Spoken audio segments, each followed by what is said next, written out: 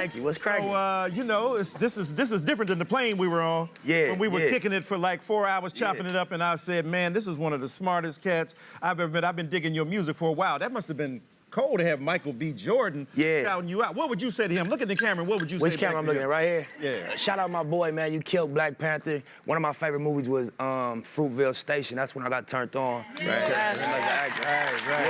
And you know, keep doing your thing. Respect and love. All right. Now, congratulations on all your success. I remember we had you on the Foxhole a long time ago. Long time ago. Like I was wondering if you remember that. Yeah. Of course, because you left such an impression. That's right. I could tell back then how deep you were and how different you were. That's right. And now to see your star just continue to rise. Thank you. You've worked with, you know, huge names, Kendrick Lamar, Puff, CeeLo, DJ Khaled. How was all that?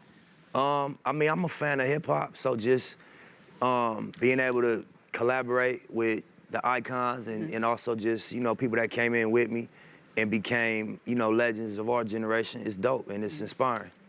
And you managed to stay independent for so long until Yeah. you finally cut a deal with Atlantic Records. Can you tell us about that experience? That you said they came to you on your terms. Yeah. So yeah, majority of my career was indie. I was in the mixtape circuit. You know, I built a brand off mixtapes and touring.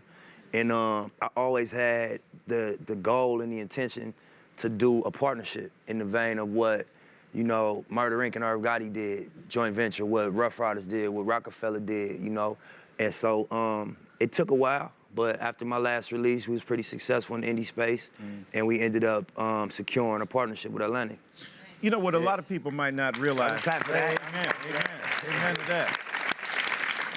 You know, I've had the chance, I was a fan of yours before I met you, but a lot of people don't understand, given where you've come from, which is from the hardest of the hard scrabble existence, tough childhood, out here with these gangbangers and so on, but you've recreated yourself lyrically. Yes, you've sir. allowed the integrity of your art to stand for you. Tell us about how you took literacy so seriously that it could literally save your life. Words is powerful, you know? And I think that the ability to articulate, you know, you could really impact people. You know, with words. Obviously, you're a clear case of that. Both of y'all, you know, being in as an author, as a TV host, and just somebody that communicates for a living. So I just think that having an experience, a human experience in LA, and just in the streets and the real culture coming from gang culture, and articulating that through music became inspiring to people that's in that life. Right. And even people outside of it, not to cut you off. No, I don't want to cut you off. Yeah, no, it's an important point. But not only that, you're not only speaking through the words, but one of the things I noticed when I met you is the beauty of the ink on your body, right? That's right. And it tells a story. I remember, you know, Tupac told a story, LeBron has a story, Kobe has a story. Yeah. What's, of all the tattoos that you have, that you're tatted up, which one is the most significant, the most important, or the most meaningful to you? I think it's two of them. One of them is on my face. It said, I don't know what side. I think, yeah, it's this side. It said, God will rise. And so, you know, when I was like 27, I was just riding around with one of my homegirls, and she asked me what my name meant. My first name is Ermias, and it's an East African name. And so I was just like, you know, it's a common name back home, I guess.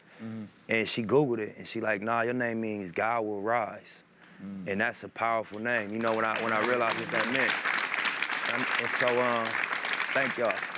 So, you know, that's one that's really important to me. And then, just being young, growing up in LA, you know, I got into some legal trouble early, and I was on probation since I was like 18. And I ended up having a record deal originally, being in the music industry, and I was on probation the whole time. I had to come home every month, check in. And so finally, when I got off probation, I got this one that say free at last on my thumb. You know, so those are the ones that's kind of linked to stories, you know? Yeah. I have a question. You really were about that life. A lot of people pretend to be, and you got out of that, and you are a huge success. What would you say to people that are out there with similar backgrounds that want to make their dreams come true and stay in the course? I think as human beings, everybody has a natural gift and a natural passion. But then you go outside and you get influenced and you feel pressure from what's going on outside. And so, you know, I read one time, like, would you rather be at war with yourself and at peace with the world, or at peace with yourself and at war with the world? And that was powerful for me, you know what I'm saying? Right. Yeah. Now, speaking of which, Claude and I were talking backstage, one of the things I love about you is that you bring a sense of authenticity. It's portable. It doesn't get stuck in one place.